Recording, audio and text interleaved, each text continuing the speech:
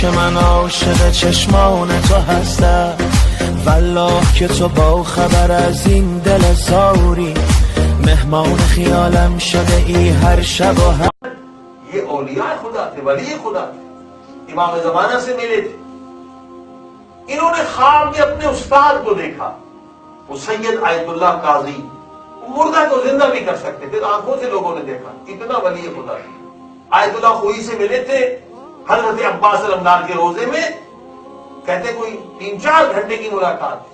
تو آیت اللہ خوئی سے پوچھا کہ سید علی قاضی کو آپ نے کیسے پایا؟ انہوں نے کہا وہ آسمان پر ہے، میں زمین پر. اس نے مجھے پیدا ہونے والے دن سے لے کر موت تک بتا دیا، آپ کی اس طرح موت ہوگی، یہاں نماز جنازہ ہوگی. سید علی قاضی جب نجف میں جائے، ان کی قبر ہے وادی سلام میں، ضرور زیارت میں جائے. تو آیت اللہ بہجت نے استاد کو خواب میں دیکھا جنت میں ہے بیٹھے ہوئے، عالیشان مقامات. تو کہا استاد کوئی تمنا ہے آرزو سے؟ کہا ایک آرزو. اب جنت میں اعلیٰ مقام پر. کہا کیا آرزو ہے؟ کہ خدا مجھے دوبارہ زندہ کرے تاکہ ہر دن کا آغاز زیارت عاشورہ سے کروں. کہا یہاں آ کر مجھے پتا چلا ہے کہ زیارت عاشورہ کا مقام کتنا بڑا. آج سے آپ شروع کریں.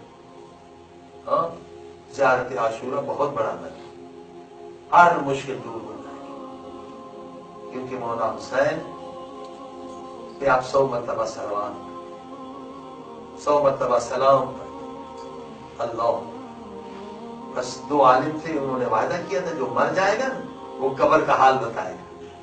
ایک عالم مر گیا، ایک دن نہیں آیا، دوسرے دن، تیسرے دن خواب میں. کا وعدہ تو پہلے دن تھا.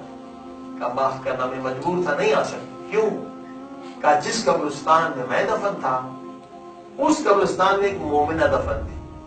اسے ملنے کے لیے مولا حسین 3 راتیں تشریف لا. یہ بیدار ہوئی کہ خواب سچا ہے یا جھوٹا. 3 دن پہلے کون سی مومنہ مری تھی؟ کہا یہ. اس کے شوہر کے گھر گئے. کہا تجھے خدا کی قسم ہے، رسول کی قسم ہے، پاک بیوی کی قسم، بتاؤ تیری بیوی کیا کام کرتی ہے کہ مولا حسین سے ملنے کے لیے 3 مرتبہ. اس نے کہا مجھے کچھ پتا نہیں، ایک چیز بتا. میری بیوی تب تک نہیں سوتی تھی جب تک کہ زیارت عاشورہ نہ پڑے.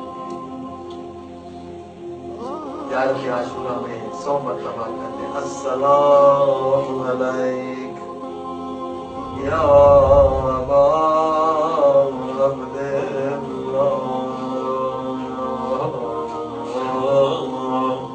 سب مل کے به من رحم کن بیقرارم بیا، کجا بغضم و جا بذارم بیا.